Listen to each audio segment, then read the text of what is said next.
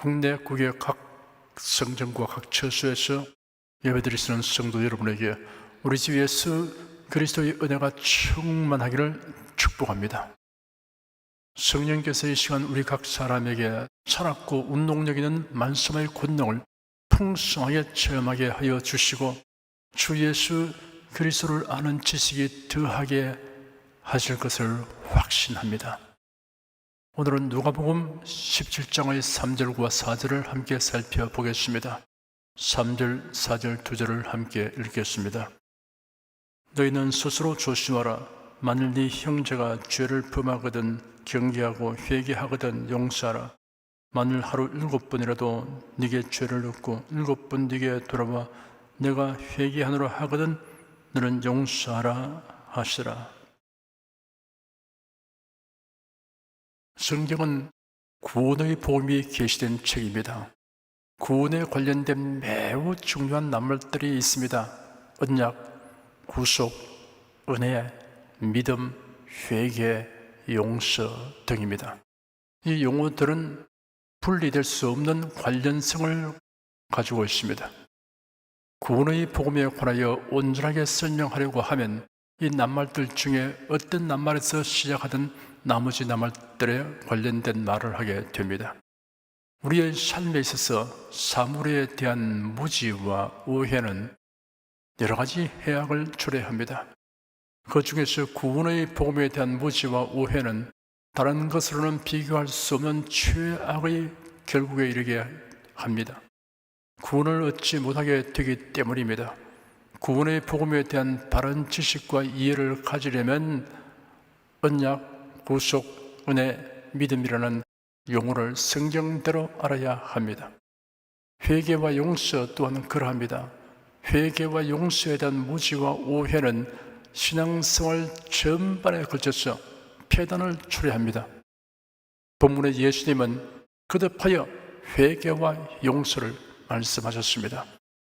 사전에서는 회개를 잘못을 뉘우치고 고침이라고 풀이하고 용서를 잘못이나 죄를 꾸짖거나 벌하지 않고 끝냄으로 풀이하였습니다.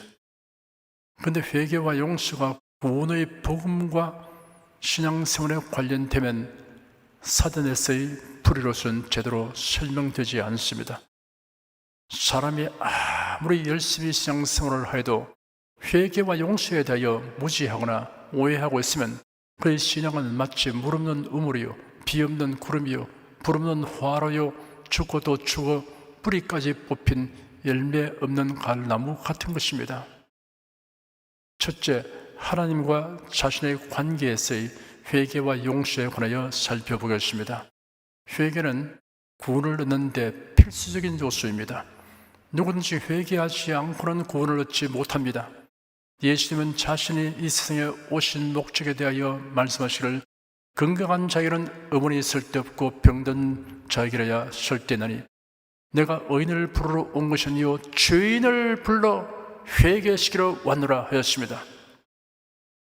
예수님은 공생애를 시작하면서 전파하시기를 때가 찼고 하나님의 나라가 가까워왔으니 회개하고 복음을 믿으라 하였습니다. 부활하신 예수께서 성천하신 후 예수님의 분부대로 제자들이 예루살렘의 한 집에 모여 성령 강림을 기다리며 간절히 기도하였습니다. 120년쯤 되었습니다. 열흘째 되는 날, 곧 오순절에 그들이 성령의 충만함을 받았습니다. 그들이 모두 성령님이 말하게 하심을 따라 다른 방언으로 말하기를 시작하였습니다. 오순절 절기를 지키려고 원근 각지에서 온 사람들이 그 소리를 듣고 모여들었습니다. 베드로가 군중을 향하여 그들이 듣고 보는 현상이 성경에 예언된 것이라고 하면서 예수님의 죽음과 부활에 대하여 힘있게 설교하였습니다. 그 말을 들은 군중들이 마음에 찔려 베드로와 다른 사도를 향하여 형제들아 우리가 어찌할꼬? 라고 질문했습니다. 베드로가 그들에게 대답하기를 회개하라. 그리고 너희가 각각 예수 그리스도의 이름으로 세례를 받고 죄사함을 받으라 하였습니다. 그 말을 받아들이는 사람들이 세례를 받았는데 3,000명이나 되었습니다. 여러 날 후 베드로와 요한이 성전 미문 앞에 앉아 구걸하는 안전병기를 예수 그리스도의 이름으로 일으켰습니다. 이 일로 인하여 사람들이 베드로와 요한에게로 몰려왔습니다. 베드로가 그들을 향하여 예수님의 죽음과 부활에 대하여 설교하였습니다. 그리고 그들에게 너희가 회개하고 돌이켜 너희 죄업심을 받으라 하니 그 말씀을 들은 자들 가운데 많은 사람들이 믿었는데 남자의 수가 5,000명쯤 되었습니다. 예수는 회개하라고 선포하셨습니다. 사도들도 회개하라고 외쳤습니다. 회개는 죄사함을 얻고 구원을 얻기 위해 반드시 해야 할 일입니다. 그러므로 회개의 성경적 뜻을 아는 것이 매우 중요합니다. 회개란 잘못을 시인하고 인정하는 회의가 아닙니다. 성찰과 반성이 아닙니다. 후회하고 괴로워하며 눈물을 흘리는 것이 아닙니다. 자신의 행위를 반성하고 고쳐나가는 것은 자기 수양에 반드시 필요한 일이지만 수양과 회개는 다릅니다. 수양하기 위하여 열심히 교회에 다녀도 회개하지 않으면 구원을 얻지 못합니다.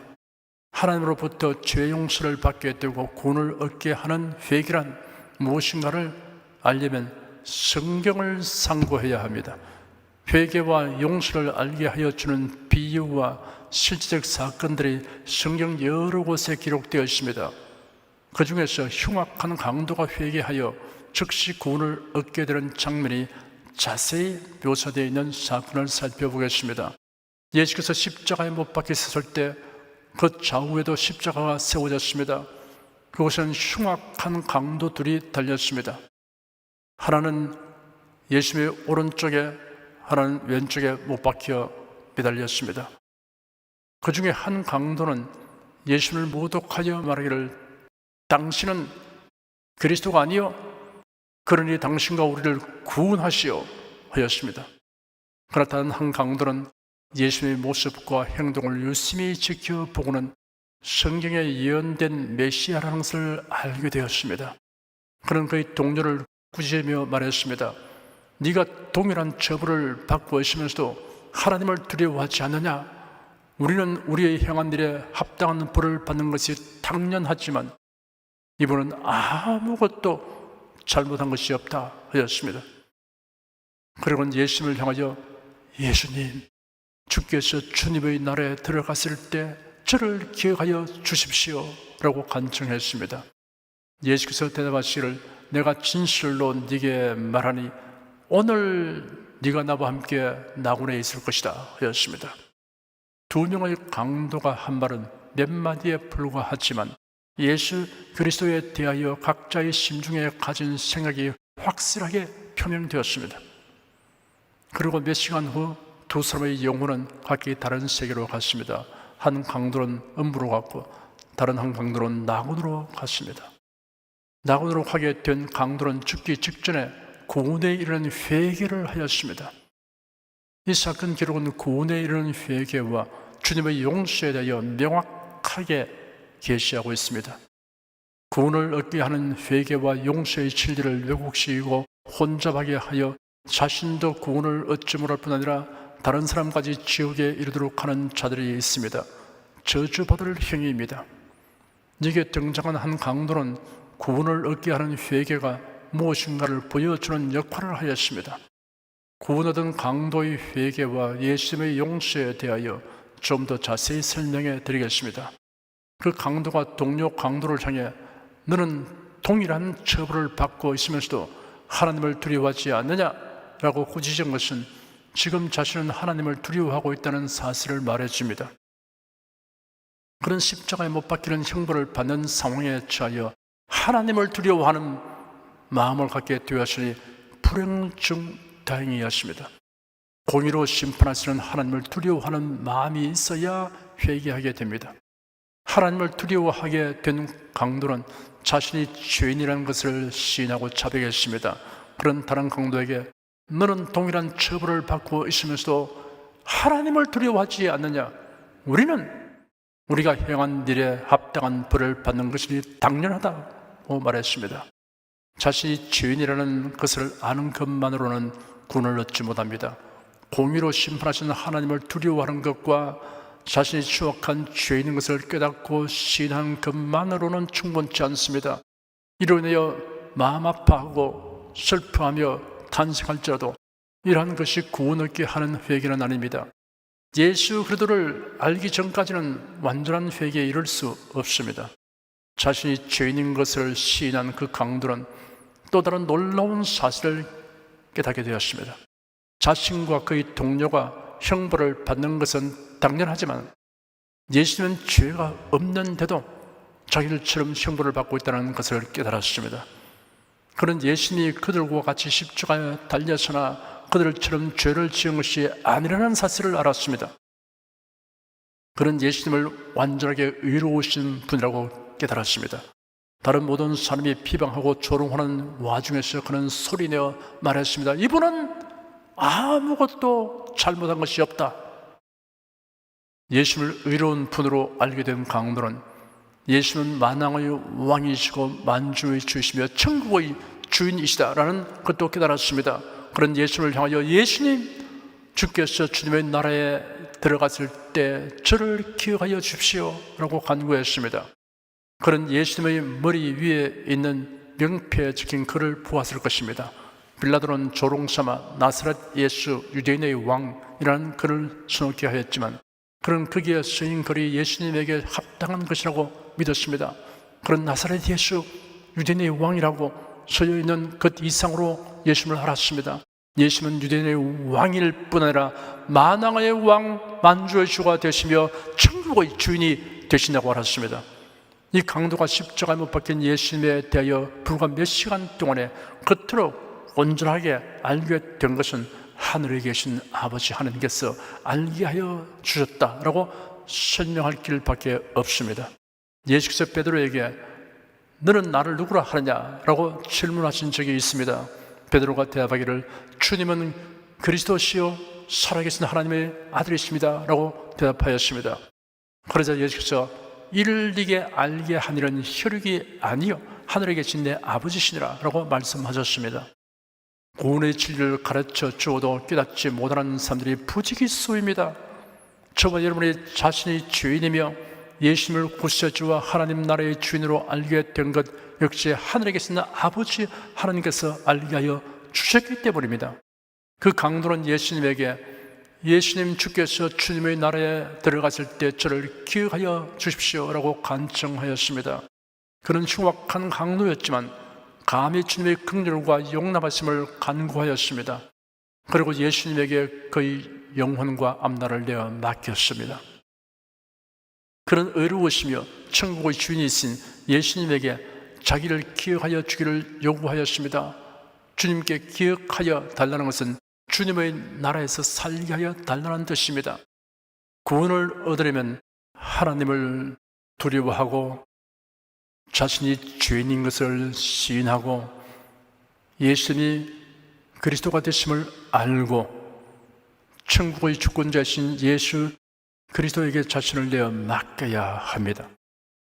이것이 곧 구원을 얻게 하는 회개입니다.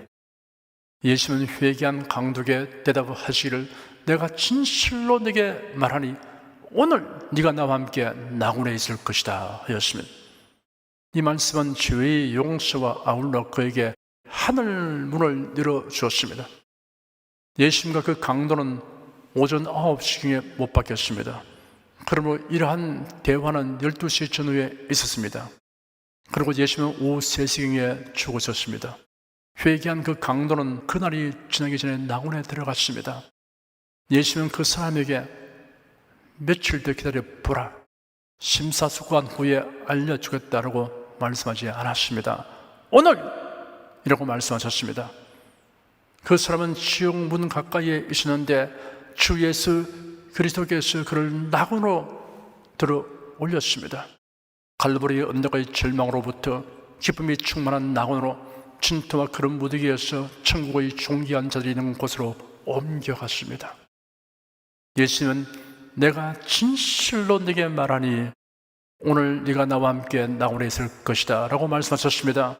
예수님은 종종 진실로 내가 네게 말한다 라고 말씀하시면서 그의 설교를 시작하셨습니다. 내가 진실로 네게 말한다 라는 표현은 강력하고 단정적인 표현입니다. 회개한 자에게 확실한 보장을 해주기 위해서 예수님은 내가 진실로 네게 말하니 오늘 네가 나와 함께 낙원에 있을 것이다 라고 말씀하셨습니다. 죽음의 순간에 회개한 강도에게 허락된 구원의 은총은 결코 예외적인 것이 아닙니다. 흉악한 강도라도 하나님의 은혜가 임하자 죽음을 앞둔 그 짧은 시간에 참된 회개를 하여 구원받은 사실을 생각할 때 우리 주위에 지금 아무리 강팍한 사람이 있을지라도 낙심하거나 포기하지 말아야 할 것입니다. 죽기 직전이라도 회개하는 일이 일어날 수 있습니다. 우리는 이러한 감동적이고 은혜로운 장면을 통하여 주 예수 그리스도로 말미암는 구원이 얼마나 풍성하며 또한 단순 명료함을 깨달을 수 있습니다. 구원의 은혜와 진리는 회개와 용서가 핵심입니다. 그러므로 회개와 용서에 대한 성경적인 의미를 정확하게 알아야 구원에 대하여 오해하는 일이 없게 됩니다. 예수의 용서는 회개하는 자를 위한 것입니다. 회개 없이는 용서가 없습니다. 구원에 관련된 회개는 예수 그리스도의 구속에 근거해야 합니다.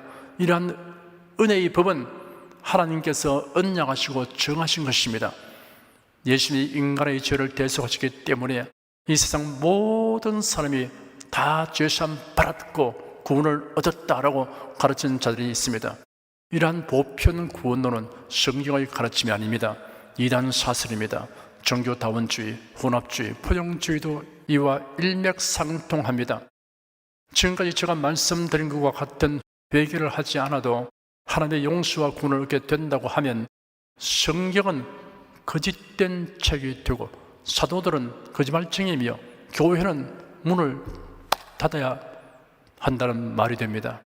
예수님이 죄인을 위하여 십자가에 못 박혀 죽으셨기 때문에 죄인이 회개할 길이 열리게 된 것입니다. 자신이 절망적인 죄인인 것을 인정하고 예수 그리스도만이 구세주이심을 믿는 것이 구원을 얻게 하는 회개입니다. 둘째, 다른 사람과 자신의 관계에서의 회개와 용서에 관하여 살펴보겠습니다.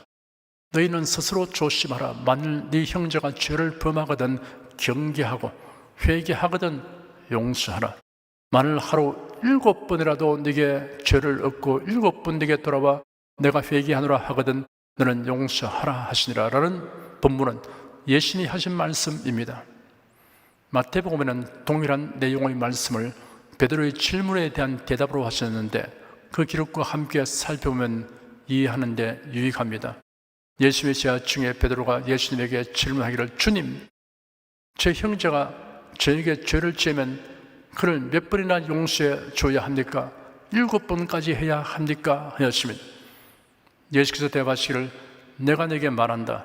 7번까지가 아니라 70번씩 7번까지 하리라 하였습니다. 본문에는 만일 하루 7번이라도 네게 죄를 얻고 7번 네게 돌아와 내가 회개하노라 하거든 너는 용서하라 하였습니다. 유대인 랍비들은 자신에게 잘못을 저지른 자에게 대하여 3번 용서해 주는 것을 대단한 관용으로 평가하였으며 이를 실천하도록 가르쳤습니다. 그런데 베드로는 이보다 배를 넘는 7번 용서를 말씀드리면 주님께로부터 칭찬을 받을 것이라는 예상을 했을 것입니다. 그런데 베드로의 예상과는 달리 예수님은 7번뿐 아니라 70번씩 7번이라도 용서하라고 하셨습니다. 70번의 7번을 70 곱하기 7로 계산하여 490번이라고 보는 견해와 70 더하기 7로 계산하여 77번으로 보는 견해가 있습니다. 어떤 견해이든 그 의미에 있어서는 차이가 없습니다. 예수님의 말씀은 숫자로 한정하지 말고 용서하라는 뜻입니다. 자복하고 회개하면 무제한으로 용서해 주어야 합니다. 용서하는 것은 신앙적 결단과 용기입니다. 만일 하나님께서 우리에게 7번만 용서하신다면 구원받을 사람이 하나도 없을 것입니다. 예수님은 용서와 관련하여 이런 이야기를 하셨습니다. 임금에게 1만 달란트 빚을 탕감받은 종이 자신에게 100데나리온 빚진 동료를 가혹하게 다룬 이야기입니다. 한 달란트는 6천 데나리온입니다. 한 데나리온은 당시 성인 남자의 하루 품삯입니다. 달란트와 데나리온의 가치는 6,000대 1입니다. 그러니 1만 달란트는 6천만 데나리온입니다. 1만 달란트 대 100 데나리온은 60만 대 1입니다. 이해하기 쉽게 비교하여 설명하자면 임금에게 6천억 원 빚을 탕감받은 자가 돌아가는 길에 자기에게 100만 원 빚진 동료를 만나서 멱살을 잡고 흔들며 빚을 갚으라고 호통치니 동료가 엎드려 간청이를 말미를 치면 갚겠으니 기다려달라고 하였습니다. 그런데도 인정사정 없이 감옥에 가두었습니다. 이를 본 다른 동료가 그 사실을 임금에게 고발하였더니 임금이 그자를 불러들여서 악한 종아, 네가 나에게 간청하기에 나는 네게 빚을 다 면제하여 주었다. 그러면 내가 네게 자비를 베푼 것 같이 너도 네 동료에게 자비를 베풀어야 하지 않느냐 하고 감옥에 가두었습니다. 천국에서 살게 될 사람은 용서할 줄 아는 사람이 되어야 합니다. 자신이 그리스도 안에서 하나님께 용서받은 것을 생각하면 용서 못할 일이 없습니다. 이 말씀을 적용함에 있어서 오해하지 말아야 합니다. 악한 자의 악행을 수수방관하는 것은 용서가 아닙니다. 그런 악행을 하지 못하도록 적절한 대처를 해야 합니다. 교인이 교회에 해를 입히는 일을 하는 경우에 적용해야 하는 지침이 마태복음 18장에 기록되어 있습니다. 예수님이 하신 말씀입니다. 네 형제가 죄를 범하거든 가서 너와 그 사람과만 상대하여 권고하라. 만일 들으면 네가 네 형제를 얻은 것이요 만일 듣지 않거든 한두 사람을 데리고 가서 두세 정인의 입으로 말마다 정참게 하라. 만일 그들의 말도 듣지 않거든 교회에 말하고 교회의 말도 듣지 않거든 이방인과 세리와 같이 여기라.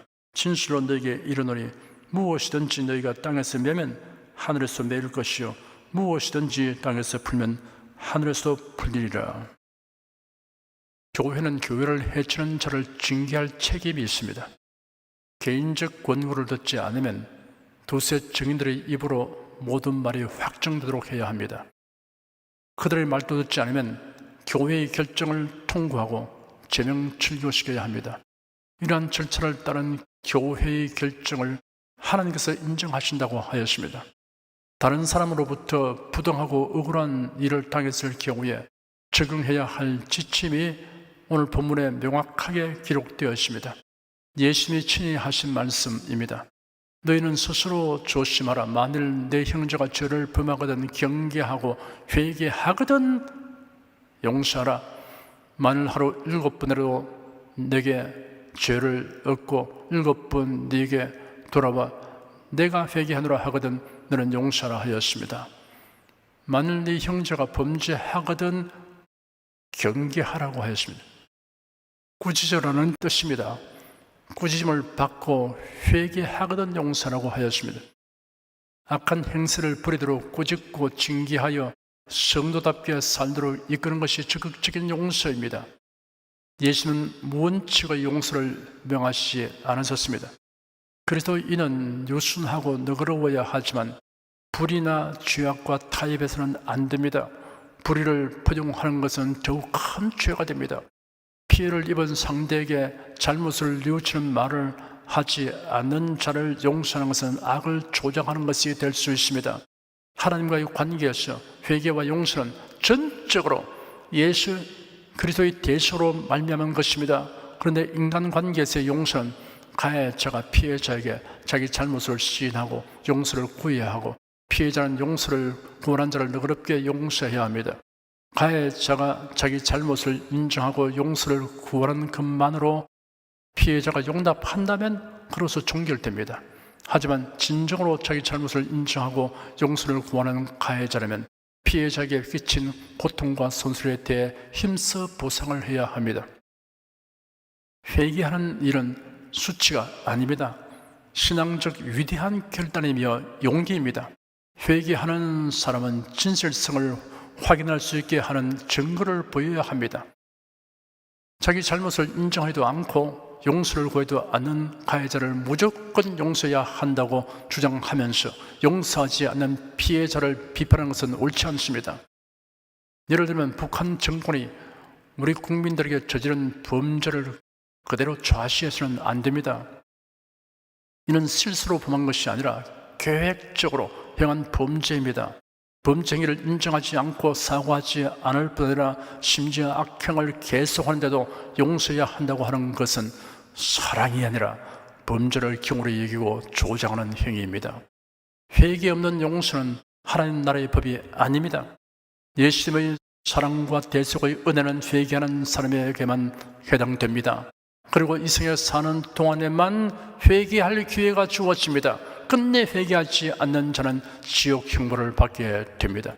인간관계에서도 회개할 기회나 용서할 기회를 놓치면 후회해도 소용없는 때가 다가오게 됩니다. 회개 잘하고 용서 잘하는 사람이란 마귀가 틈을 타지 못합니다. 하나님께 회개하여 용서를 바른 사람은 용서받은 기쁨과 천국 소망을 가지고 살아갑니다. 그리고 하나님의 자녀답지 못하게 행하면 마음이 편하지 않습니다.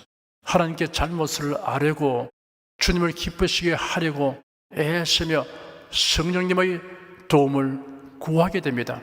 대인관계에서도 성경대로의 회개와 용서하기를 주저하지 않고 실천하는 사람은 마음이 편안하게 됩니다. 이는 회개한 사람과 용서한 사람에게 주시는 하나님의 선물입니다. 회개와 용서에 대하여 성경대로의 지식과 이해를 갖지 못하면 무지나 오해를 면할 수 없습니다. 이러한 무지와 오해는 영혼에 치명적입니다. 사탄은 사람들의 회개와 용서에 대하여 성경대로 알고 적용하는 것을 막기 위하여 온갖 이단 사설을 퍼뜨립니다. 아직 구원을 얻지 못한 분은 하나님에게 성경대로 회개하여 용서받고 구원 얻은 성도가 되십시오. 예수의 대속의 은혜로 말미암는 용서는 회개하는 자에게 예외 없이 베풀어집니다. 십자가에 못 박혀 처형당하는 강도까지도 회개하니 예수께서 용서하시고 구원 얻게 하셨습니다. 성도 여러분은 대인관계에서도 성경대로 회개하기와 용서하기를 적극적으로 행하여 마음의 평안을 얻고 하나님을 기쁘시게 하기를 축원합니다. 기도하겠습니다. 구원의 복음에는 회개와 용서가 전제되어 있으며 회개와 용서는 예수 그리스도의 대속의 은혜로 말미암는다는 진리를 계시하여 주신 하나님께 감사드립니다. 또한 사회생활에서의 인간관계에도 회개와 용서는 필수적인 것이므로 항상 그리스도 안에서 주의 말씀에 합당하게 회개와 용서를 적용하고 실천하도록 성령께서 인도하여 주시옵소서. 주 예수 그리스도 이름으로 기도드립니다. 아멘. 찬송가 352장을 부르십니다.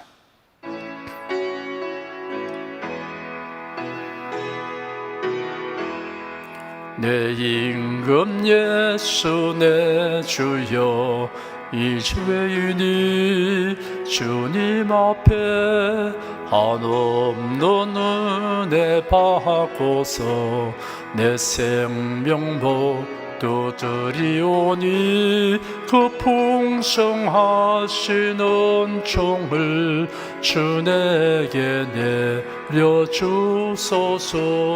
내 임금 예수 내 주여 내 허물은 덮으시고 주 십자가에 흘리심 그 피를 믿는 남을 보사 예중한 죄를 사하여 참 평안함 맘 주소서.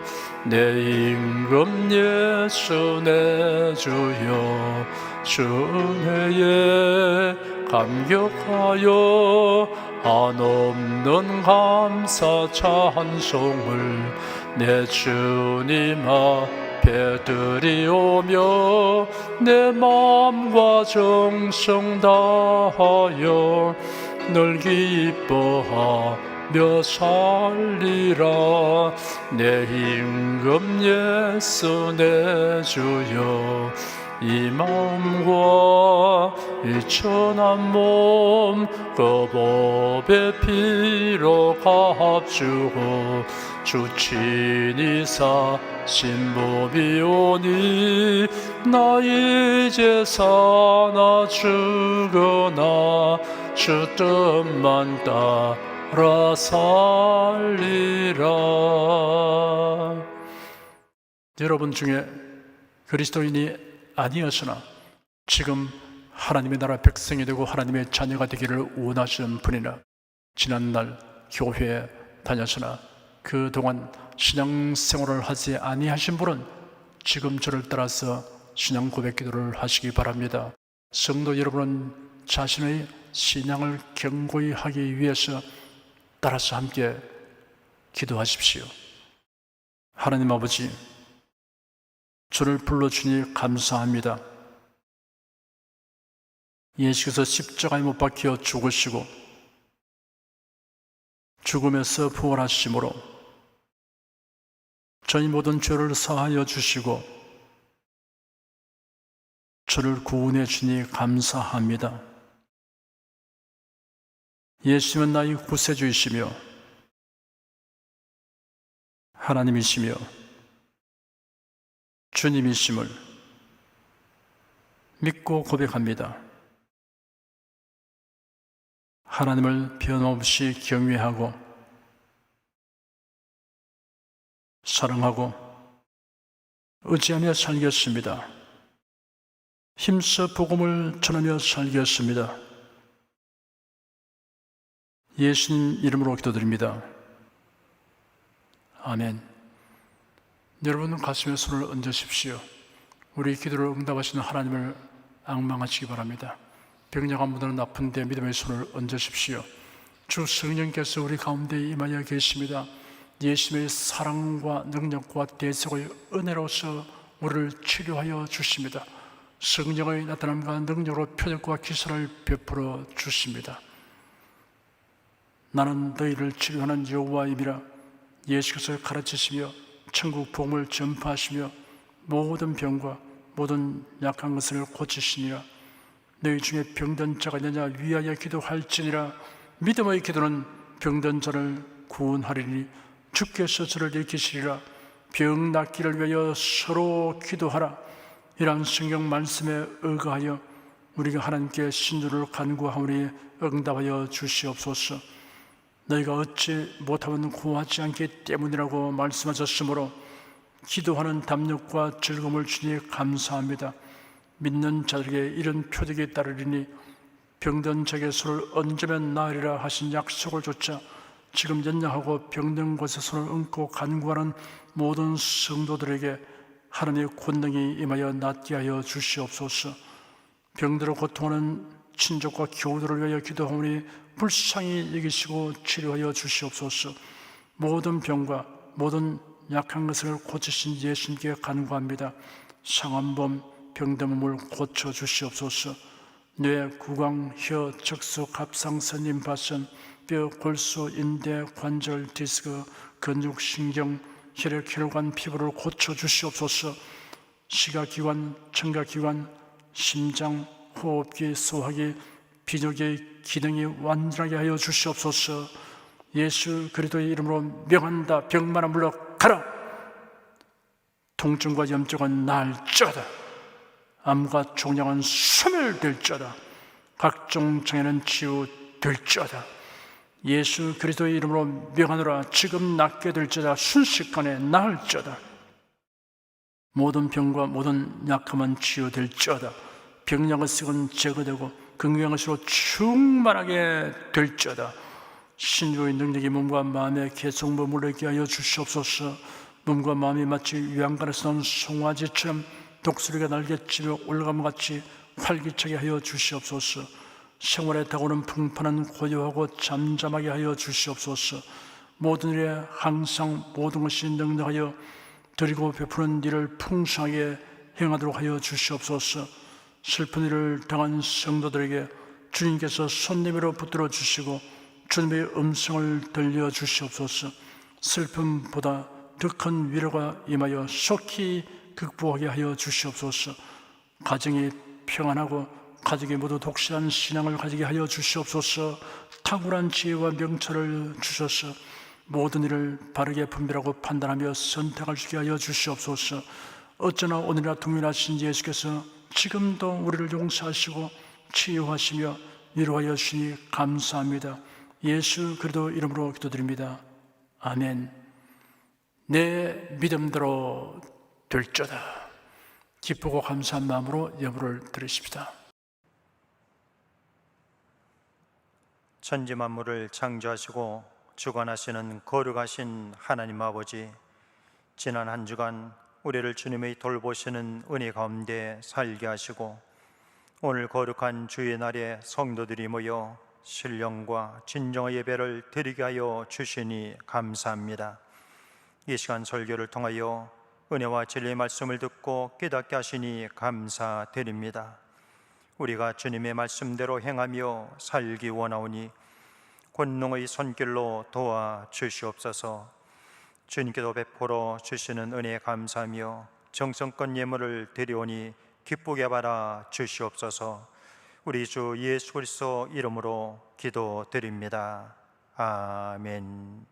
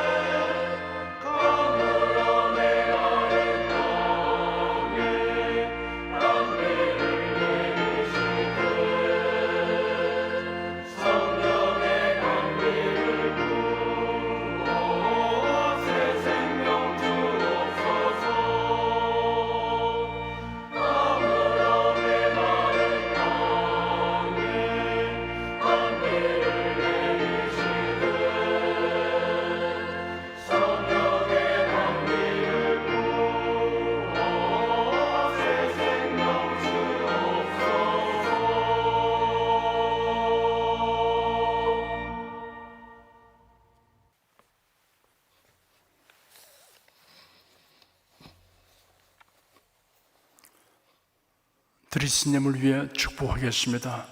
하나님께 감사헌금 11조 건축헌금 선교헌금 일천교회 설립헌금을 드렸습니다. 향기로운 예물로 연락해 주시고 우리 성도의 산업을 풍성하게 하여 주시옵소서.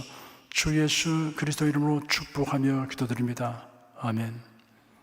성령 부르겠습니다.